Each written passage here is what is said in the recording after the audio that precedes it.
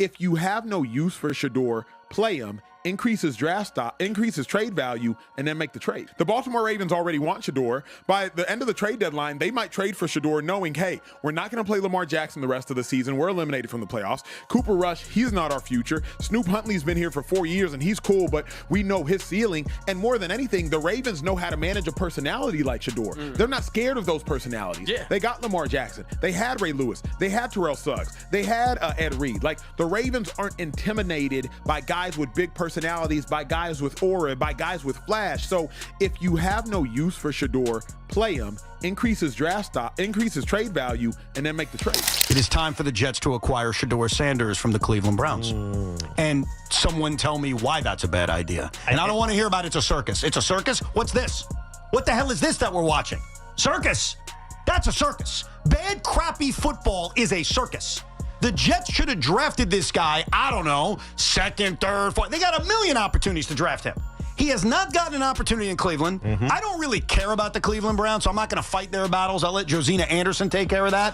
All I'm saying is I see a talent, a guy I think we all talked about him as a guy that could at least be a serviceable starting quarterback in the NFL. They are not giving him a chance in Cleveland. If I'm Darren Muji, I call up my my contemporaries in Cleveland, and I say, here's a 5th-round pick back. Here's your 5th back. Let's get Shedeur in here, and let's see what the kid has got, because why not? If he comes to the Jets, amidst all of this and all the issues that are going on already, and he's just the brash guy that he was, how does that make it any better? What if he's good?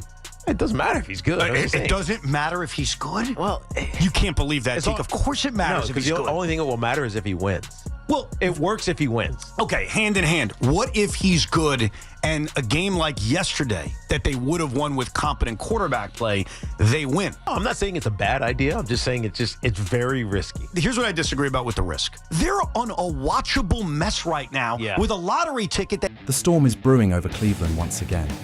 And this time, it's not about Deshaun Watson's health, Joe Flacco's farewell, or another offensive coordinator getting the axe. It's about Shedeur Sanders, the most talked about backup quarterback in the NFL. The name that creates headlines faster than the Browns can move the ball. The Browns front office thought they'd finally found stability when they handed the job to Dillon Gabriel. But what they really got was chaos, noise, and the growing truth that Shedeur might be too good to sit on the bench. With the trade deadline getting closer, the whispers are turning into roars. Cleveland could move Shedeur Sanders, and the teams lining up for him could completely reshape the league. When the Browns drafted Shedeur in the 5th round, it was supposed to be a low-risk, high-upside move. A gamble on a kid with star potential who could quietly learn behind veterans. Instead, they lit a fire they can't control. The 4-quarterback experiment, Watson, Gabriel, Flacco, Pickett, and Sanders, all fighting for space, has officially blown up. Flacco's gone to Cincinnati, Pickett's out to Las Vegas. Gabriel's the starter now, and Sanders is QB2, by default, not by choice. But let's be real, by default doesn't mean by design. Every Browns practice has the same energy.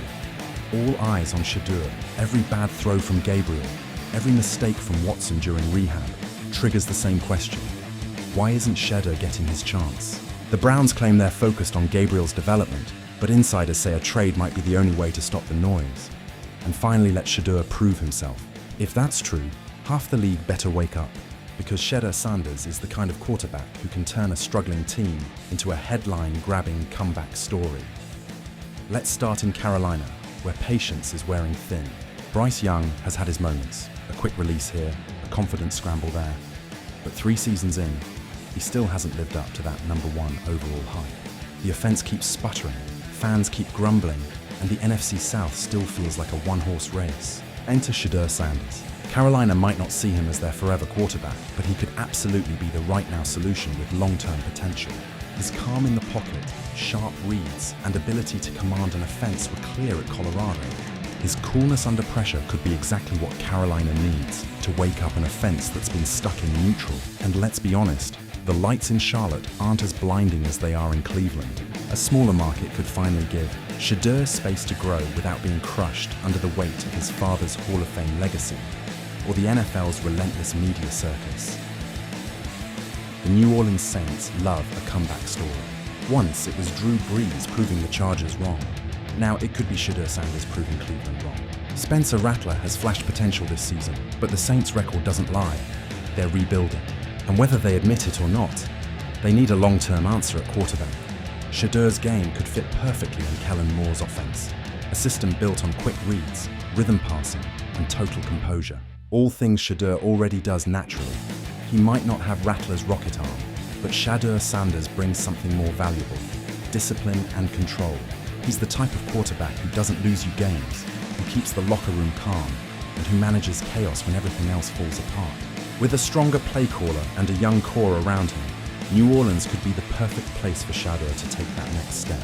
It's a team that knows how to turn overlooked players into stars. Just a year ago, Miami was the NFL's dream team. Tyreek Hill was rewriting the record books. Tua was an MVP favorite, and Mike McDaniel was called an offensive mastermind. But now, everything's fallen apart. Tua's flaws are showing. Hill's hurt and likely gone, and that once-feared offense looks lost. So what's next? Do they double down on Tua, take a wild swing on another QB, or go bold and bring in a young, fearless talent like Shedeur Sanders, a kid who's built for pressure, attention, and high expectations? McDaniel's scheme is all about timing, rhythm, and precision, exactly what Shedeur mastered under Coach Prime in Colorado. And the potential chemistry with Jalen Waddle could be electric. Picture it: Shedeur in South Beach leading a fast, creative, high-energy offense, reigniting McDaniel's vision and giving Miami the future they thought they already had. That's not just a trade, that's a headline built for TV. Now look at Las Vegas.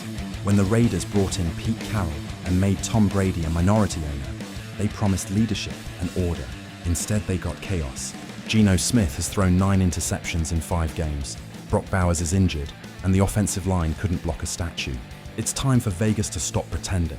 This team's going nowhere fast. That's where Shedeur Sanders fits in, and the irony is sweet. Tom Brady and Deion Sanders go way back. They've respected each other for years, and Brady has publicly praised Shedeur's poise and maturity. That friendship could quietly open the door for a blockbuster move to the desert. Sure, the O-line is bad, and Shedeur would take hits, but he took worse at Colorado and still put up numbers. In Vegas, he'd get something Cleveland never gave him: full control. No leash, no confusion, no second guessing. Just his offense, his command. And for Brady, mentoring the son of one of football's biggest legends? That's poetic symmetry. Then comes New York. The Jets just dropped to 0-6 after another embarrassing loss in London. A game where Justin Fields finished with negative passing yards. Yes, negative. Fields is broken. Tyrod Taylor's just a temporary fix. And the locker room's falling apart. But for Shedeur Sanders, this could be the opportunity. A massive market, a desperate team, and a father watching from the stands as his son tries to resurrect a fallen franchise. The Jets have weapons: Garrett Wilson, Breece Hall, and a city starving for a hero. Shedeur could walk right into that mess and turn it into a legacy moment. Sure, the New York media destroys most rookies, but Shedeur's built different. He's been in front of cameras since he was a kid. He's been doubted, dissected, and compared to greatness his entire life. But pressure? That's his natural state. New York might chew up most players, but Shedeur might chew up New York instead. And just imagine the story. Shedeur Sanders saves the New York Jets. That's not just back page material, that's history. At this point, the truth is obvious. The Browns don't want a quarterback controversy, but that's exactly what they've created.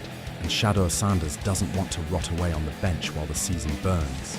The longer Cleveland holds him, the louder the noise gets.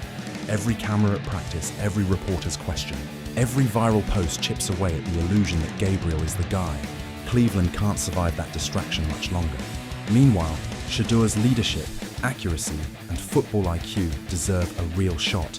Somewhere that lets him lead, command, and prove who he is. Maybe that's Carolina, maybe New Orleans, maybe Miami. It could be Vegas, where Brady could mentor him. Or maybe it's New York, where stars are born and legacies are written through pain and pressure. Whatever happens next, one thing's certain: Shedeur Sanders isn't meant to be anyone's backup story. He's meant to be the headline. When Cleveland finally trades him, the question won't be, why now? It'll be, why didn't they do it sooner? Because wherever he lands, the NFL better be ready.